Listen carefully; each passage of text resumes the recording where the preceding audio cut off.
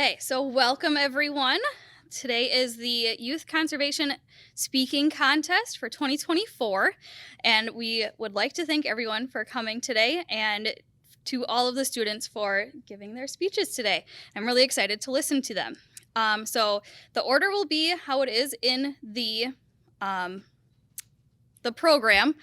So we will do the elementary division first.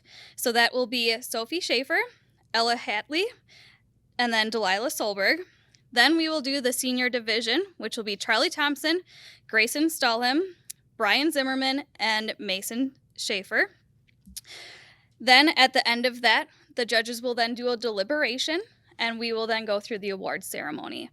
I would ask that everyone make sure that their phones are silent so that we don't disturb any of the speakers tonight, and keep your side conversations or anything like that to a minimum, just so then we don't disturb them. This is being recorded, so we want to make sure that we keep most of it down so that we can have that later. And you guys can get a copy of that recording as well, so which is really exciting. There is time limits for each category.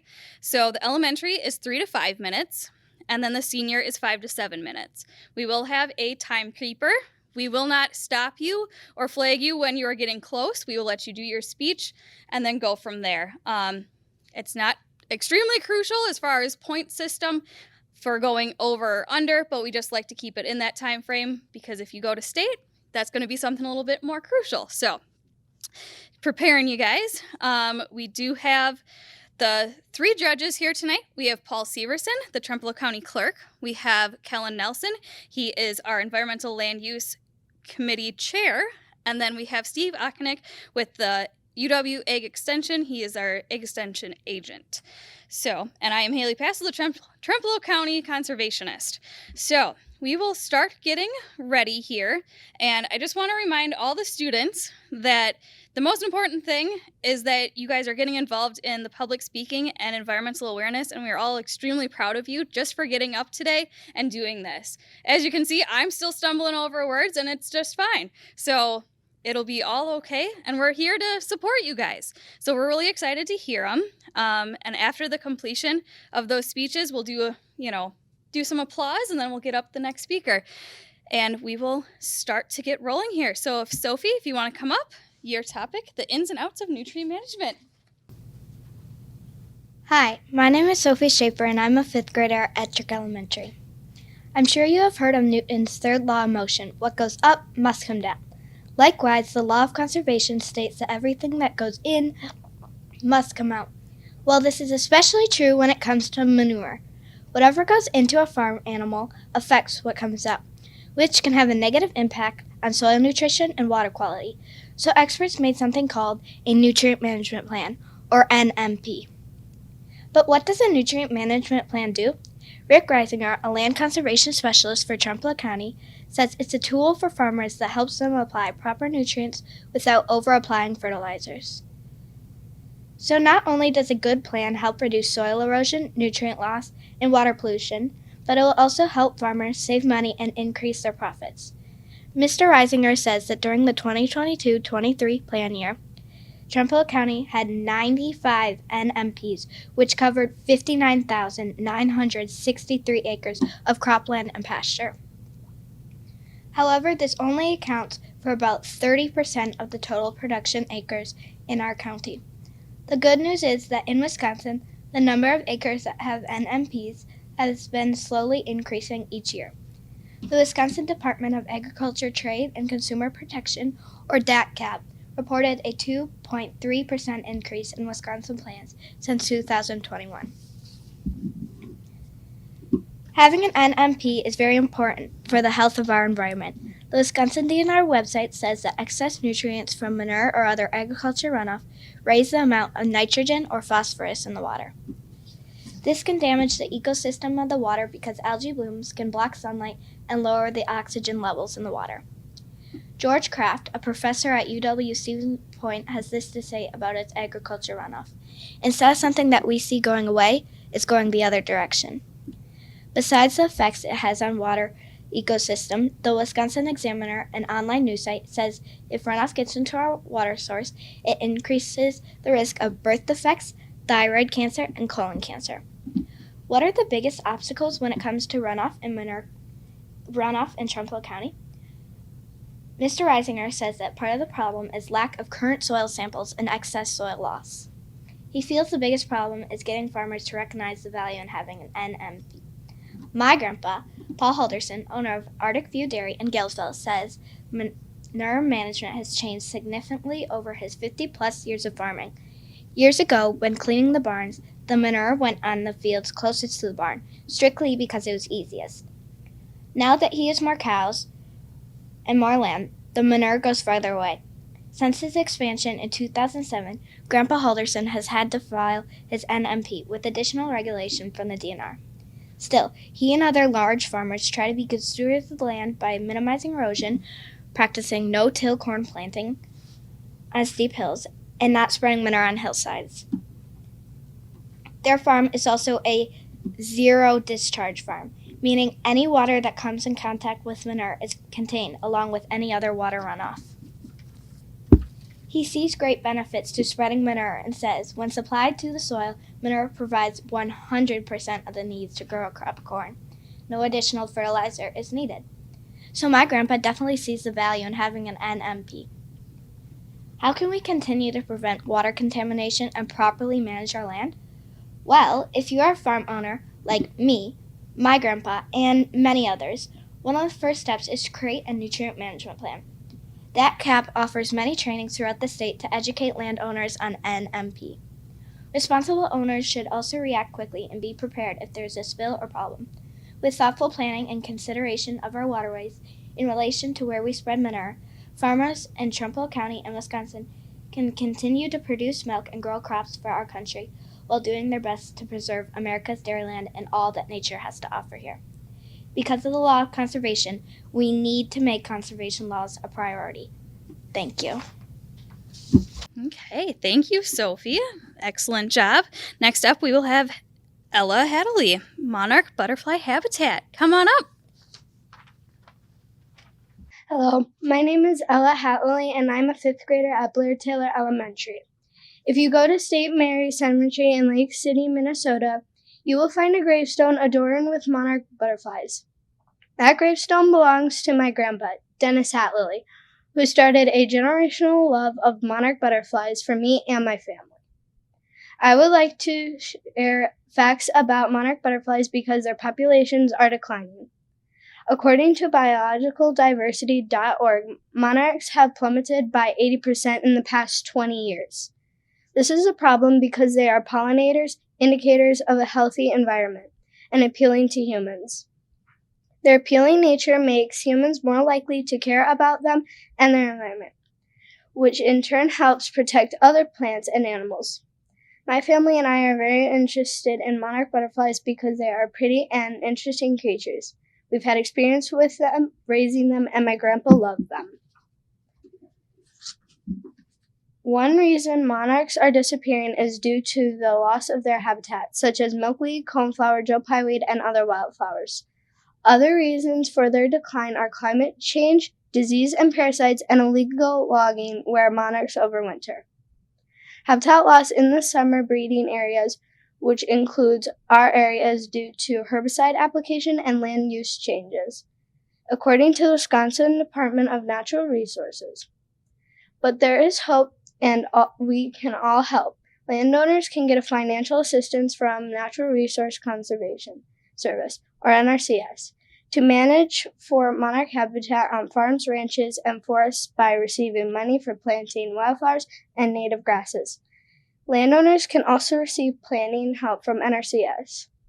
According to Derek Hughes, one resource conservationist with NRCS, 15 landowners in Jackson County have signed up to plant monarch butterfly habitat in the past year. There were about the same number of landowners in Trempealeau County, according to Christine Bozak. Once a monarch habitat planting is done, it takes about 2 to 3 years to start seeing real benefits. Other animals that benefit from monarch habitat include birds, bees, and other insects, and animals like rabbits and deer that use the native grasses for bedding down. Anyone can help improve monarch habitat by planting milkweed, providing nectar, decreasing pesticides, reducing mowed areas in your lawn, and using less fossil fuels.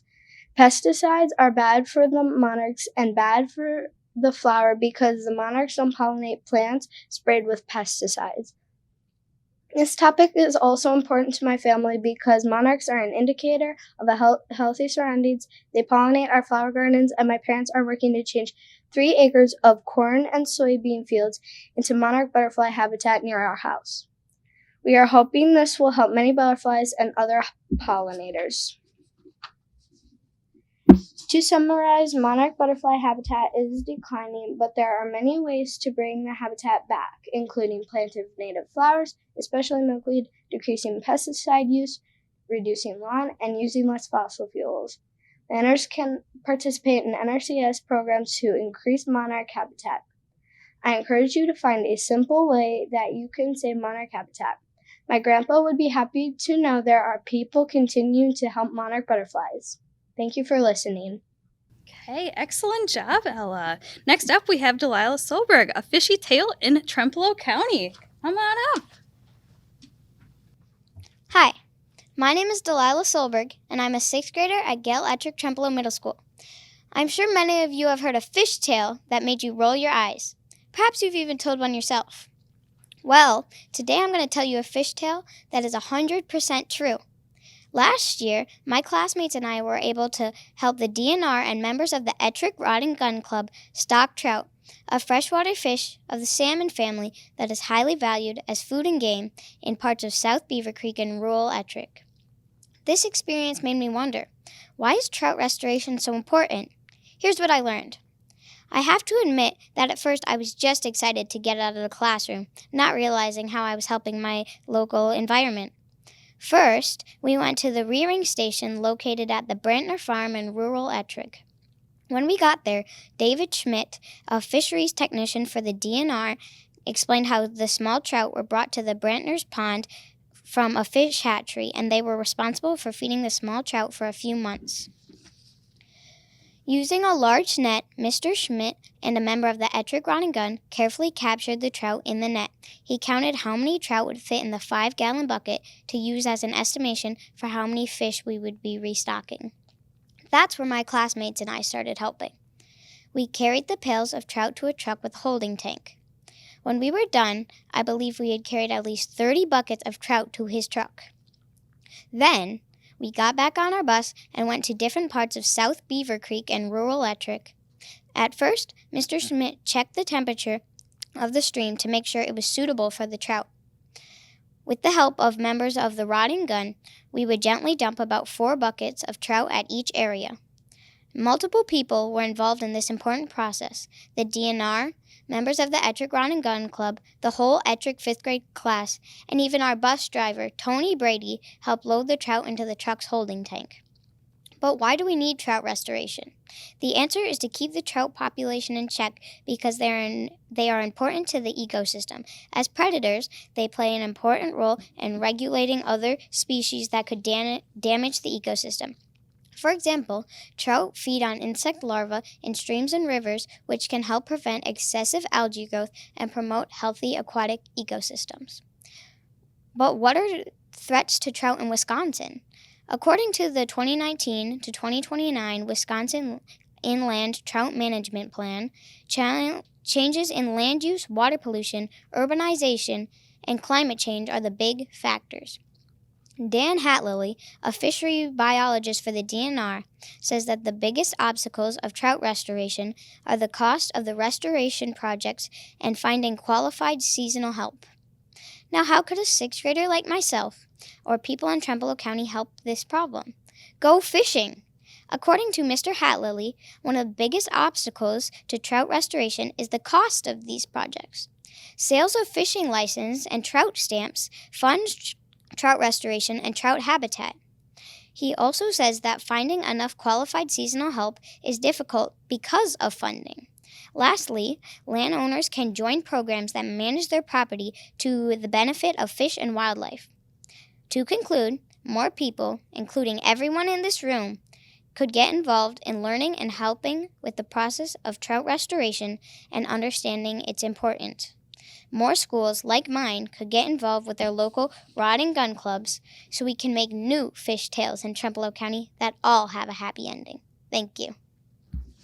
Okay, so that concludes our elementary division. Great job, Delilah. That was excellent. We will now move on to our senior division. So first up is going to be Charlie Thompson. What's the buzz about? Saving our lesser-known pollinators. Come on up. Buzz, buzz, buzz. What's all the buzz about? Pollinators. When I say pollinator, you must most likely think of bees. However, it's not all about the bees.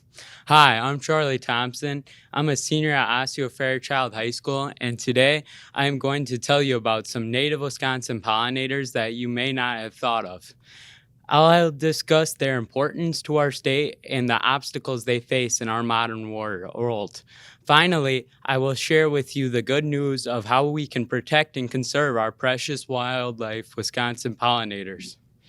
Wisconsin is home to a variety of native trees, such as the sugar maple, which is our state tree. Flowers, such as the common blue violet, call Wisconsin home, and it's our state flower. Vegetables, fruits, crops all grow in Wisconsin thanks to pollinators. Pollination occurs when a plant pollen sticks to the pollinator when they feed on the plant's nectar. The pollinator visits another flower, leaves the pollen on that flower, starting the growth of new seeds. Without the pollination, eventually everything would die. While bees get the most credit for pollination, there are other species of effective pollinators. Butterflies, beautiful and effective pollinators. More than 80% of land plants are pollinated by animals such as butterflies.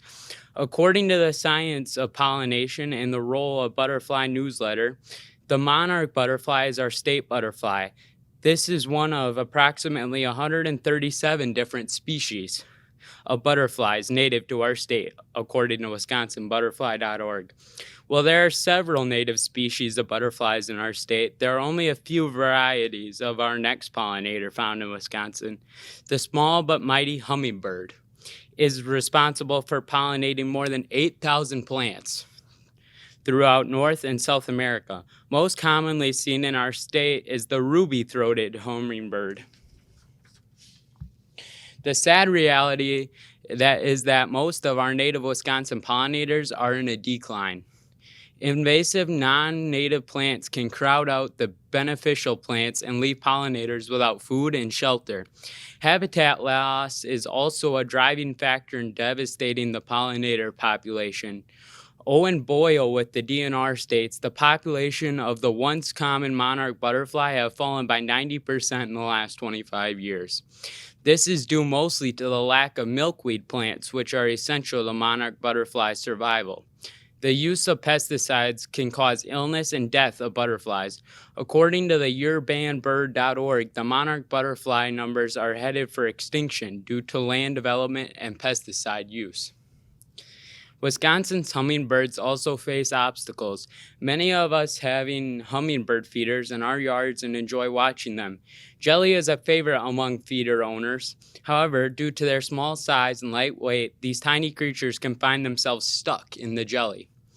Their feathers can become sticky and prevent them from flight, ensuring their demise. Feeders can become contaminated with bacteria and viruses if not cleaned regularly.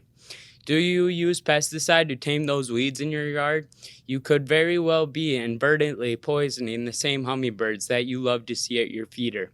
This is a devastating reality in today's world.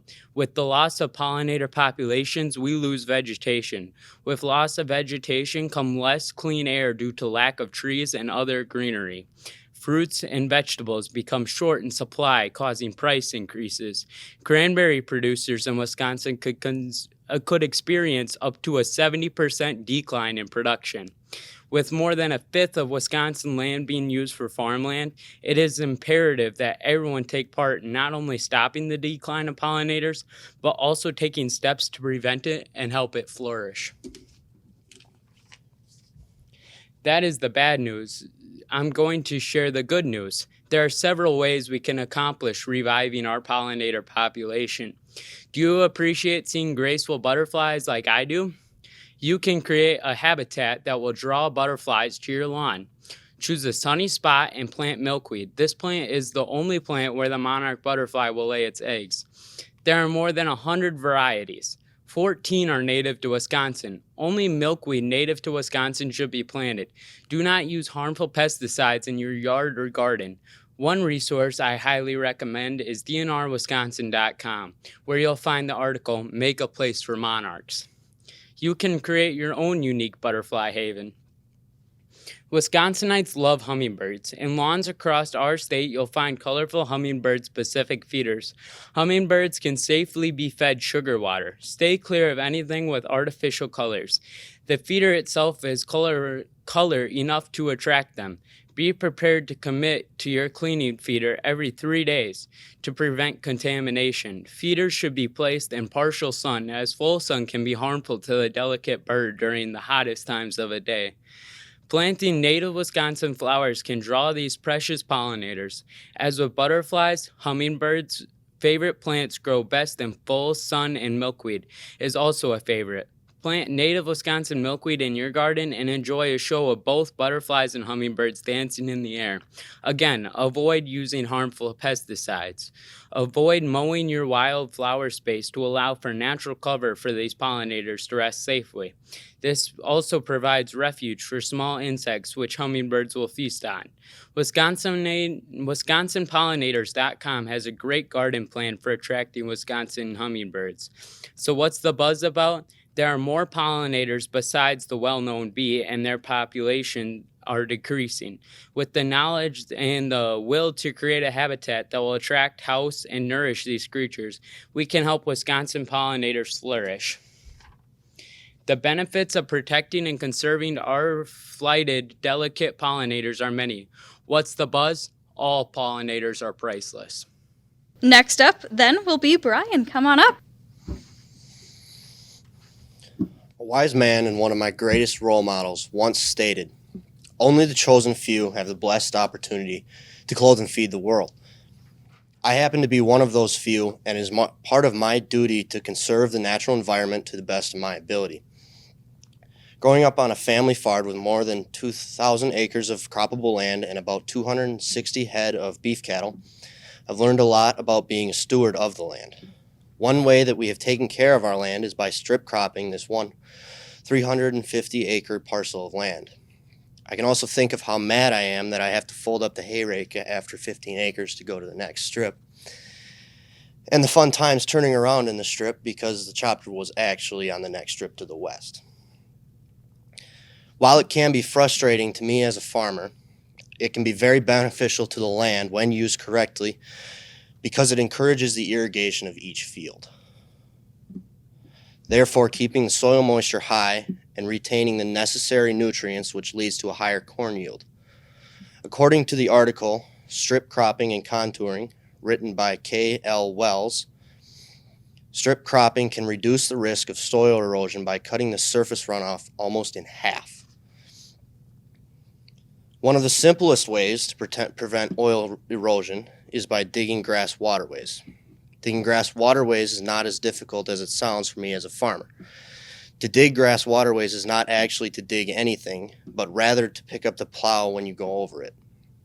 Not only will it give some sturdy, fast-held ground for water to run, but it will also make a new habitat where small animals such as rabbits and pheasants and even deer can live there at least part-time. By creating an area with a strong root system at the valley of two hills, water runoff is reduced, therefore retaining soil and nutrients. The issue a farmer could run into with these, however, is that the water could create runs on its way down the hill to the waterway. That brings me into the topic of cover crops.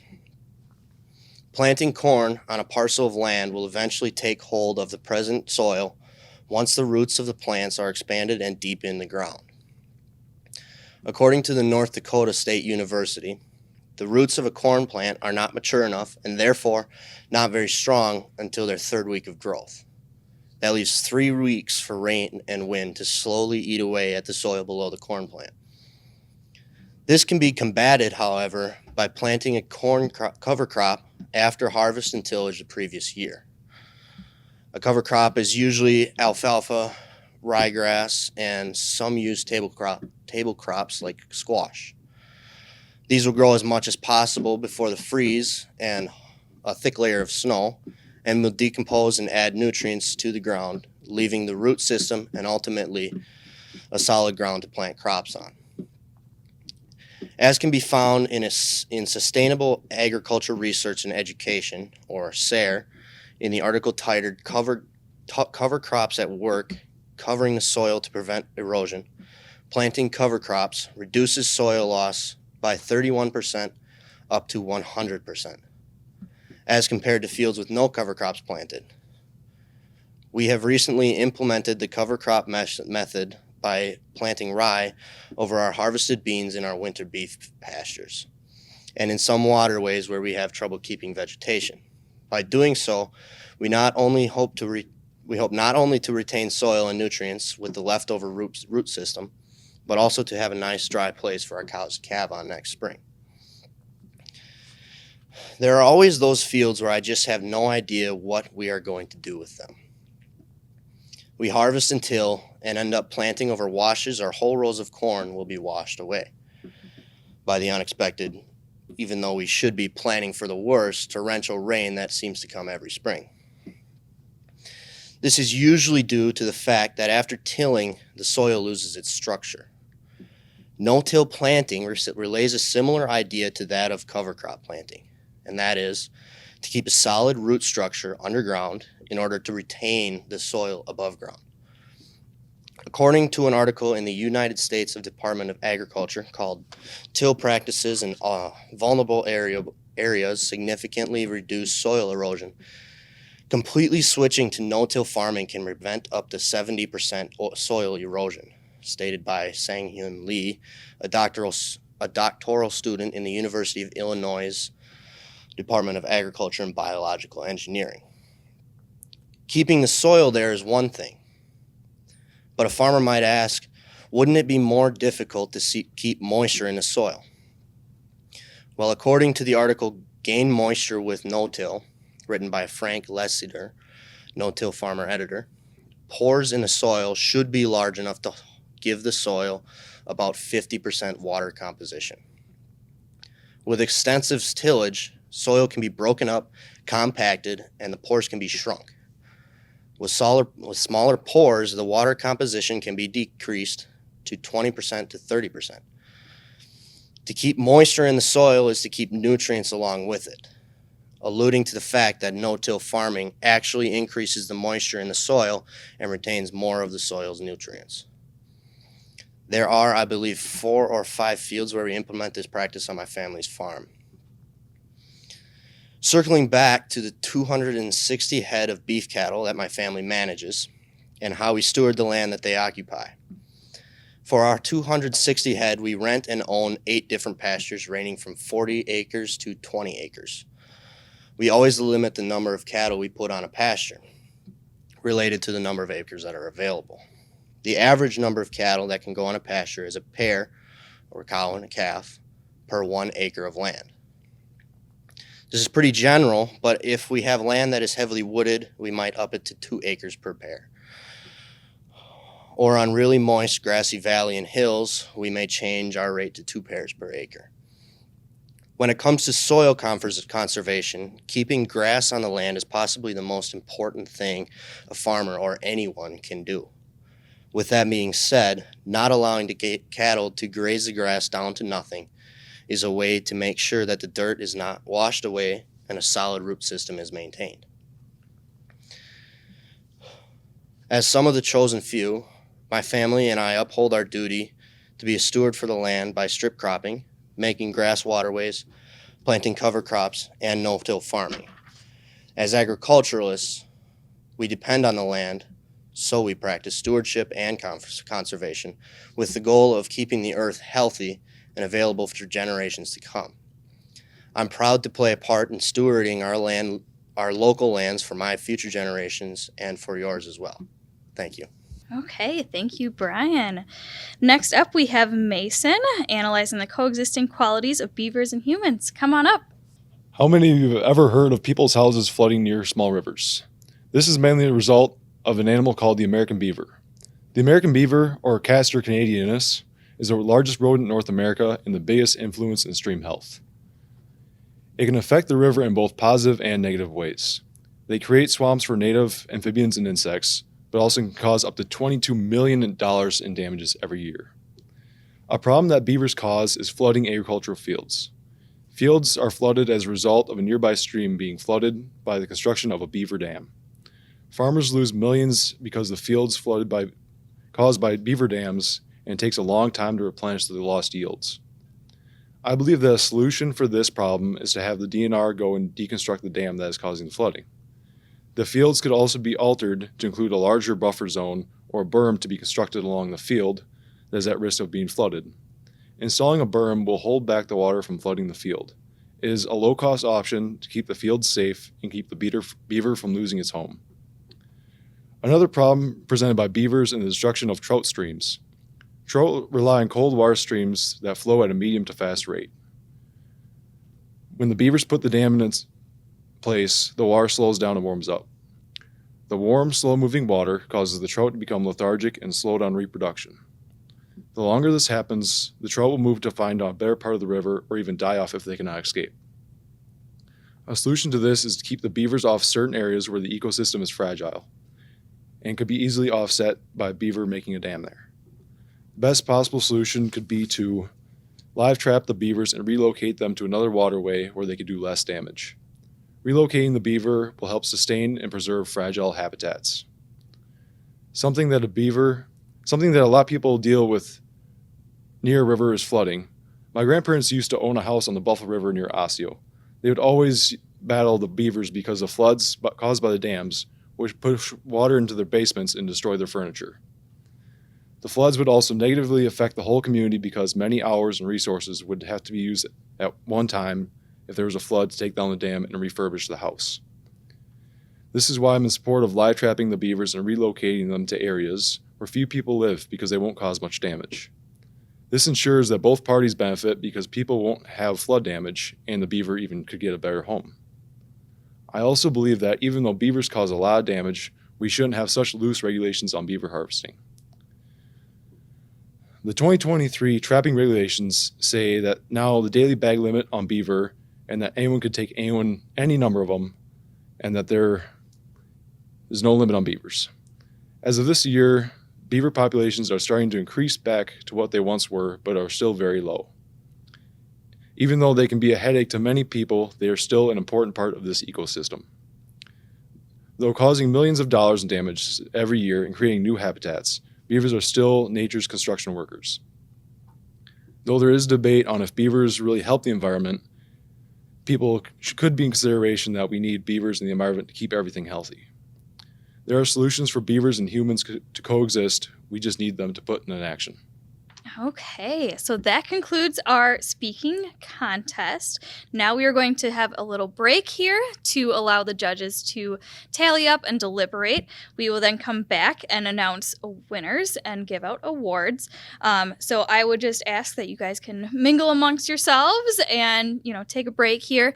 I will then sit in with the judges. We'll do some deliberations, and then we will come back, I would say probably within about 10 minutes here, and then we will go from there. So first thing is, or one more topic here, is that the first place winner of each division, so in elementary and in the senior, will then be moving on to our regional contest, which will be held on February 1st. That's going to be a virtual contest, so we will need either the student to come back, and our lovely TV studio will record them, and so I can send that to our regional individual. Otherwise, a parent or teacher could definitely record them on a phone or anything like that, and then send that to me. But that can be a coordination between me and the student or the parent, and we can go from there. If they win the regional contest, then they would move on to state. Okay, first off, I want to congratulate everybody. You did amazing. I learned so much tonight, and it was just so cool. So thank you.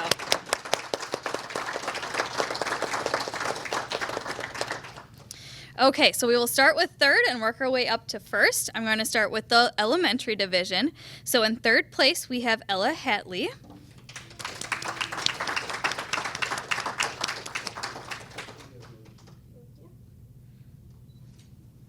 And then if you want to stand up at the front, we'll get like a big picture at the end.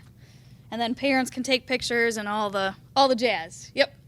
Okay, second place, we have Sophie Schaefer.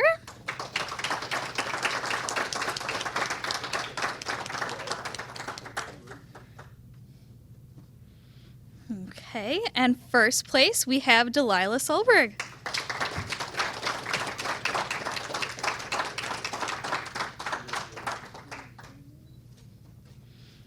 Okay.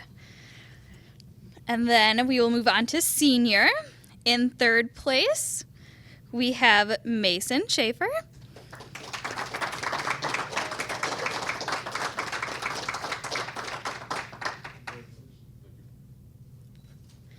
Okay. In second place, we have Charlie Thompson.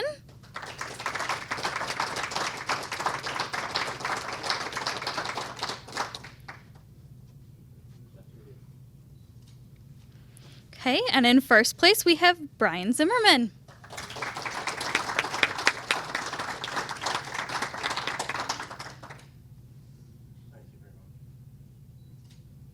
Perfect. I just want to say thank you to everyone that came out tonight. This was a great event, and I really appreciate all the students that are up here tonight and that gave their best. I am still stumbling over words, so these guys are doing awesome, and I hope to see you guys back next year. We do have multiple divisions, so please think about doing it next year as well. And so we'll stand up here for a little bit, take some more photos, get everyone their photo up, and we will have a good night. I do have some feedback for you guys, so don't leave until you get those from me. So thank you, and have a wonderful night, everyone.